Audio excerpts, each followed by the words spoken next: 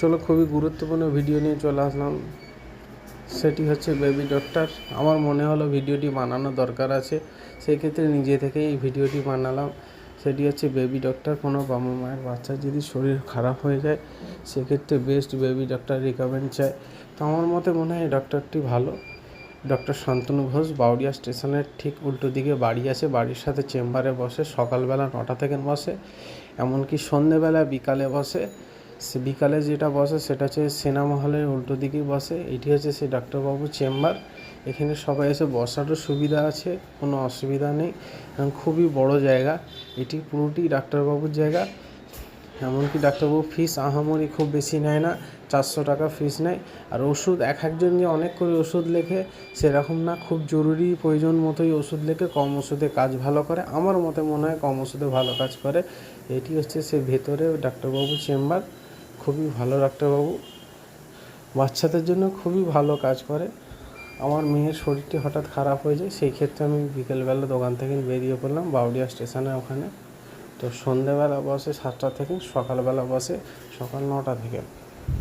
কারোর যদি কোনো অসুবিধা হয় বাচ্চাদের জন্য, এই ডাক্তারকে সাজেস্ট করতে পারে।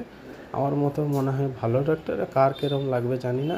আমার ভিডিওর মাধ্যমে যদি কারোর কোনো কাজ ভালো হয়ে যায়, কোনো বাচ্চার ভালো উপকার হয়ে যায়, আমার খুবই ভালো লাগবে।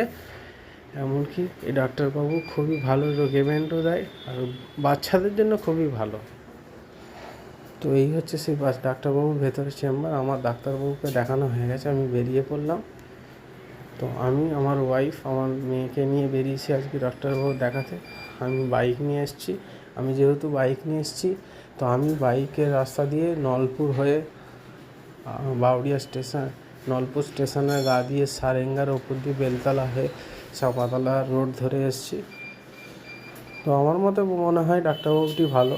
কোনো বাচ্চা যদি উপকার হয়ে যায়, কারো যদি মনে হয় ডাক্তারবাবুকে দেখাবেন, তো দেখাতে পারেন।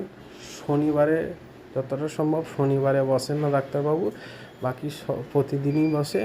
কেউ যদি আসেন ফোন করে আসতে পারেন।